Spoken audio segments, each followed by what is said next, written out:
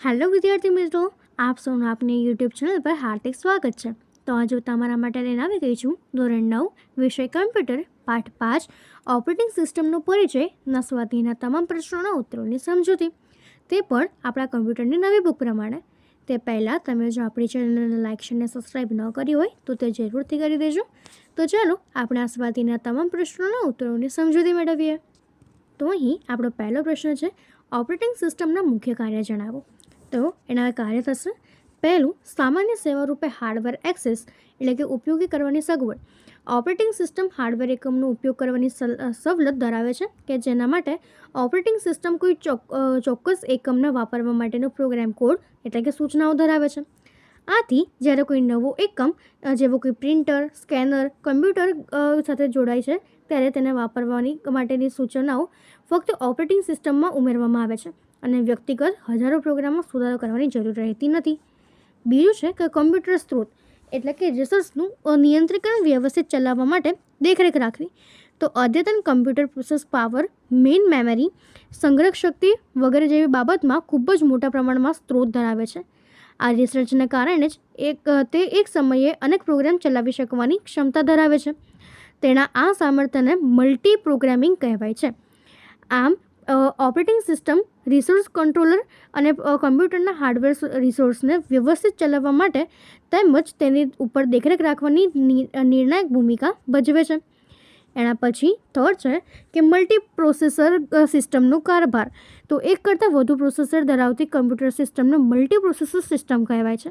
દરેક પ્રોગ્રામના અમલ માટે કયું પ્રોસેસર વાપરવાનું તેના સંચાલન ઓપરેટિંગ સિસ્ટમ કરે છે. ચોથું છે કે પ્રોગ્રામનો અમલ ચાલુ રાખવો અને બંધ કરવો. તો ઓપરેટિંગ સિસ્ટમ શેલ પ્રોગ્રામ દ્વારા ઉપયોગકર્તાને સિસ્ટમ વાપરવા માટેનો યુઝર ઇન્ટરફેસ પૂરો પાડે છે. ઓપરેટિંગ સિસ્ટમ સેલ દ્વારા ઉપયોગકર્તાની માંગણી પાર પાડવા માટે કોઈ પ્રોગ્રામ ચાલુ કે બંધ કરવાની જરૂર હોય તો તે મુજબ કાર્ય કરે છે. પાંચમું છે કે મેમરી એક્સેસનું નિયંત્રણ. મેમરીના જે તે ભાગ ઉપર પડેલા ડેટાનો ઉપયોગ કરવામાં કાર્યને મેમરી એક્સેસ કહેવાય છે. કમ્પ્યુટરના અન્ય સાધનોના એક્સેસને જેમ મેઇન મેમરીનો એક્સેસ ઓપરેટિંગ સિસ્ટમના સંપૂર્ણ નિયંત્રણમાં હોય છે. ઓપરેટિંગ સિસ્ટમ દ્વારા ન ફાળવેલ મેમરીને કોઈ પ્રક્રિયા એક્સેસ પણ કરી શકતી નથી અને આને મેમરીનું રક્ષણ કરવામાં આવે છે. છઠ્ઠું, એક જ સમયે અનેક ઉપયોગકર્તાઓને સેવા આપવી. કમ્પ્યુટરનો ઉપયોગ ફક્ત એક જ ઉપયોગકર્તા તરીકે થઈ શકે છે અથવા તો એકસાથે અનેક ઉપયોગકર્તા કરી શકે તે પ્રકારની ઓપરેટિંગ સિસ્ટમની રચના કરી શકાય છે. કેન્દ્રીય સંરચના અને સહિયારા સંસાધનોનો ઉપયોગ જેવા કે વિશેષ લાભ મલ્ટી યુઝર સિસ્ટમ પૂરા પાડે છે. સલામતી પૂરી પાડવી. આધુનિક ઓપરેટિંગ સિસ્ટમ એવી સલામતી વ્યવસ્થા પૂરી પાડે છે કે જે સાધનોના અધિકૃત ઉપયોગને પરવાનગી આપે છે અને સાથે સાથે બધા જ બિનઅધિકૃત પ્રયત્નોને અસ્વીકૃત કરે છે. આઠમું છે કે અન્ય સામાન્ય સેવાઓ પૂરી પાડવી. ઓપરેટિંગ સિસ્ટમ કમ્પ્યુટર પર સંગ્રહ કરેલા માહિતીને એક્સપ્લોરર કરવા માટેની યુટિલિટી એટલે કે ટેક્સ્ટ એડિટર, કેલ્ક્યુલેટર, ચિત્ર જેવા અને સુધારાનો ઉપયોગ માટે પ્રોગ્રામ, ઓડિયો વિડીયો પ્લે કરવા માટેનો પ્રોગ્રામ, ઇન્ટરનેટ ઉપર સર્ફ કરવા માટેનો વેબ બ્રાઉઝર પ્રોગ્રામ જેવી સામાન્ય સેવાઓ સવલત પૂરી પાડે છે. એના પછીનો હવે આપણો બીજો પ્રશ્ન છે કે મલ્ટી પ્રોગ્રામિંગ એટલે શું. તેનો જવાબ થશે કે અદ્યતન computer processing power, main memory અને સંગ્રહ શક્તિ જેવી બાબતમાં ખૂબ મોટા પ્રમાણમાં રિસોર્સ ધરાવે છે અને જેના કારણે એક સમયે અનેક પ્રોગ્રામ ચલાવવાની ક્ષમતા ધરાવે છે. તેના આ સામર્થ્યને મલ્ટી પ્રોગ્રામિંગ કહેવામાં આવે છે. ત્રીજો પ્રશ્ન છે કે મલ્ટી પ્રોસેસર સિસ્ટમ એટલે શું. તો એનો જવાબ થશે કે જે કમ્પ્યુટર સિસ્ટમમાં એક કરતાં વધુ પ્રોસેસર હોય તેને આપણે મલ્ટી પ્રોસેસર સિસ્ટમ કહીએ છીએ. ચોથો પ્રશ્ન છે કે સિસ્ટમના સાધનો બાબત ઓપરેટિંગ સિસ્ટમની ભૂમિકા શું છે. તો એનો જવાબ થશે કે ઓપરેટિંગ સિસ્ટમ રિસોર્સ કંટ્રોલર અને કમ્પ્યુટર હાર્ડવેર રિસોર્સને વ્યવસ્થિત ચલાવવા તેમજ તેની પર દેખરેખ રાખવાની નિર્ણાયક ભૂમિકા ભજવે છે. પાંચમો પ્રશ્ન છે મલ્ટી યુઝર સિસ્ટમ કઈ રીતે કામ કરે છે. તેનો જવાબ થશે કે મલ્ટી યુઝર સિસ્ટમમાં આપણે એક કમ્પ્યુટર કે જેને સામાન્ય રીતે સર્વર કરવામાં આવે છે એની સાથે કીબોર્ડ, માઉસ અને મોનિટર ધરાવતા ટર્મિનલ જરૂરિયાત મુજબની સંખ્યામાં જોડાયેલા હોય છે અને તે ટર્મિનલ દ્વારા અનેક વ્યક્તિઓ વિવિધ પ્રોગ્રામનો ઉપયોગ કરતા હોય છે. જ્યારે બધા જ ઉપયોગકર્તાઓને તેમની જરૂરિયાત પ્રમાણેનું શક્તિશાળી કમ્પ્યુટર પૂરું પાડવામાં આવ્યું ન હોય એટલે કે ઊંચી કિંમતને કારણે તે સમયે મલ્ટી યુઝર સિસ્ટમ ઉપયોગી બને છે અને અનેક વ્યક્તિઓ એક શક્તિશાળી કમ્પ્યુટર સહિયારું વાપરી શકે છે. છઠ્ઠો પ્રશ્ન છે કે મલ્ટી યુઝર સિસ્ટમમાં સુરક્ષા માટે શું મહત્વપૂર્ણ છે? તો મલ્ટી યુઝર સિસ્ટમમાં એક કમ્પ્યુટર સામાન્ય રીતે જેને સર્વર કહેવામાં આવે છે એની સાથે કીબોર્ડ, માઉસ ધરાવતા મોનિટર ટર્મિનલ જરૂરિયાત મુજબની સંખ્યામાં જોડાય છે અને તે ટર્મિનલ દ્વારા અનેક વ્યક્તિઓ વિવિધ પ્રોગ્રામનો ઉપયોગ કરતા હોય છે. જ્યારે એક કમ્પ્યુટર સિસ્ટમ અનેક ઉપયોગકર્તાઓ સાથે એક્સેસ કરતા હોય ત્યારે તે ઉપયોગકર્તા દ્વારા અન્ય વ્યક્તિએ કમ્પ્યુટરને બિનઅધિકૃત એક્સેસ કરીને દુરુપયોગ થવાની શક્યતા રહે છે. આથી મલ્ટી યુઝર સિસ્ટમે એવી સલામતી વ્યવસ્થા પૂરી પાડવી જોઈએ કે જે સાધનોના અધિકૃત ઉપયોગને પરવાનગી આપે તથા બિનઅધિકૃત પ્રયત્નોને કડક રીતે અસ્વીકૃત કરે. એના પછી 7મો પ્રશ્ન છે કે ઓપરેટિંગ સિસ્ટમના લાક્ષણિક ઘટકોની યાદી તૈયાર કરો. તો તે થશે કે વિવિધ પ્રકારના ડિવાઇસ ડ્રાઈવર, કર્નલ, શેલ અને ફાઇલ સિસ્ટમ. 8મો પ્રશ્ન છે કર્નલ શું છે? તેનું મુખ્ય કાર્ય કયા છે? તેનો જવાબ થશે કે કર્નલ એ ઓપરેટિંગ સિસ્ટમનો હાર્દ ભાગ છે કે મુખ્ય પ્રોગ્રામ છે. ઓપરેટિંગ સિસ્ટમના બધા જ ચાવીરૂપ કાર્ય પરંપરાગત કર્નલ કરે છે કે જેમાંના મુખ્ય કાર્યોમાં પહેલું કાર્ય છે કે જ્યારે કોઈ નવું હાર્ડવેર જોડવામાં આવે છે ત્યારે તે શોધી કાઢે છે અને તેને એક્સેસ કરવા માટે બંધબેસતા ડિવાઇસ ડ્રાઈવર લોડ કરે છે. અલગ અલગ ડિવાઇસ ડ્રાઈવર તરીકે જે તે એકમને એક્સેસ કરે છે અને તેનું નિયંત્રણ કરે છે. સાધનોની ફાળવણી અને તેનું સંચાલન કરે છે. પ્રોગ્રામનો અમલ ચાલુ કરવો, બંધ કરવો અને તેનું નિયંત્રણ કરે છે. એના કાર્યો પણ કરે છે. 5મું પ્રોગ્રામના અમલનું નોંધપત્રક બનાવે છે. 6થું CPU ઇનપુટ, આઉટપુટ અને મેમરીને સલામતી પૂરી પાડે છે.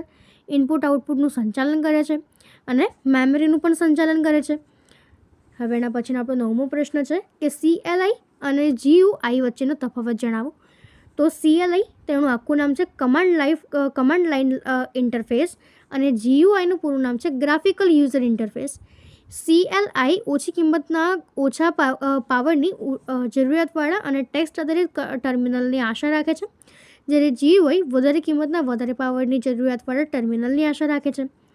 CLI ઉપયોગકર્તા પાસેથી શાબ્દિક આદેશો સ્વીકારીને તેનો અમલ કરવાની પદ્ધતિ ઉપર કામ કરે છે, જ્યારે GUI પદ્ધતિ વિન્ડો, આઇકોન, મેનુ અને પોઇન્ટરની મદદથી કમ્પ્યુટર સાથે કામ કરે છે.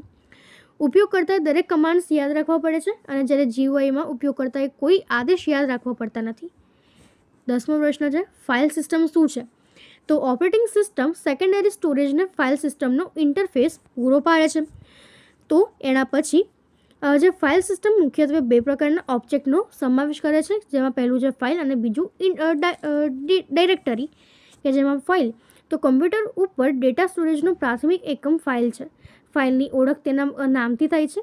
ડિસ્કમાં ખૂબ જ મોટી સંખ્યામાં ફાઇલ્સ હોવાને કારણે તેના સંચાલન માટે ડિરેક્ટરીનો ઉપયોગ કરવામાં આવે છે. બીજું છે ડિરેક્ટરી.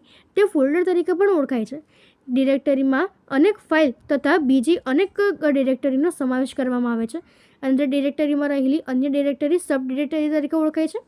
દરેક ફાઇલ સિસ્ટમને એક રૂટ ડિરેક્ટરી હોય છે જે ફાઇલ સિસ્ટમનું શરૂઆત છે. ફાઇલ સિસ્ટમની દરેક ડિરેક્ટરીમાં અનેક ઓબ્જેક્ટ્સ એટલે કે ફાઇલ્સ અને ડિરેક્ટરી હોય છે અને ડિરેક્ટરીની અંદર દરેક ઓબ્જેક્ટને અજોડ એટલે કે યુનિક નામ હોય છે. તો કોઈ કોરી ડિસ્કમાં શરૂઆતમાં ડિરેક્ટરી ફાઇલ સિસ્ટમ હોતી નથી. ફોર્મેટિંગ નામની કોઈ પ્રક્રિયા વડે ડિસ્ક ઉપર શરૂઆતમાં બ્લેન્ક ફાઇલ સિસ્ટમનું માળખું બનાવવામાં આવે છે. જો કોઈ અગાઉથી ફોર્મેટ કરેલી ફાઇલ સિસ્ટમવાળી ડિસ્કને ફોર્મેટ કરવામાં આવે છે તો હયાત ફાઇલ સિસ્ટમનો નાશ થાય છે અને તેની જગ્યાએ નવી બ્લેન્ક ફાઇલ સિસ્ટમનું સ્થાન લે છે. 11મો પ્રશ્ન છે કે આપણને ફાઇલ સિસ્ટમની શા માટે જરૂર પડે છે? તો કમ્પ્યુટર ઉપર ડેટા સ્ટોરેજનો પ્રાથમિક એકમ ફાઇલ છે. જ્યારે કોઈ વ્યક્તિ ડેટાનો સંગ્રહ ફાઇલ સિસ્ટમની ફાઇલમાં કરે છે કારણ કે ફાઇલની ઓળખ તેના નામથી થાય છે, જે બ્લોક નંબર જેવા નિરપેક્ષ સ્થાનાંક કરતાં યાદ રાખવું સહેલું છે. 12મું છે કે QR કોડ શું છે? QR અથવા તો ક્વિક રિસ્પોન્સ કોડ એટલે QR કોડ મોબાઈલ ફોન માટે ખાસ રચાયેલા કોડ છે કે જેને મોબાઈલ ફોનથી મદદથી સ્કેન કરીને જે તે વસ્તુની કે જેની જાહેરાત સાથે QR કોડ આપેલો હોય તેની વધારે માહિતી મેળવી શકાય છે. 13મો પ્રશ્ન છે કે ટેબ્લેટ્સના સામાન્ય લક્ષણો જણાવો. તો ટેબ્લેટ PC એ સ્માર્ટફોન અને પર્સનલ કમ્પ્યુટરનો એક વર્ણસંકર છે. ટેબ્લેટ એ હકીકતમાં નાનું કમ્પ્યુટર છે. તેની સ્ક્રીનનું કદ PCની સરખામણીમાં અત્યંત નાનું છે, છતાં પણ PCની ઘણી ખરી સગવડતાઓ ધરાવે છે.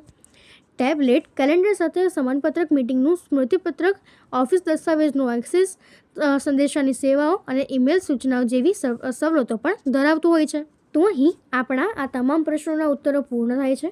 જો તમને આમાં કોઈ પણ ડાઉટ હોય તો કોમેન્ટ સેક્શનમાં જરૂરથી જણાવજો અને આપણી ચેનલને લાઇક અને સબસ્ક્રાઈબ જરૂરથી કરી દેજો. Thank you.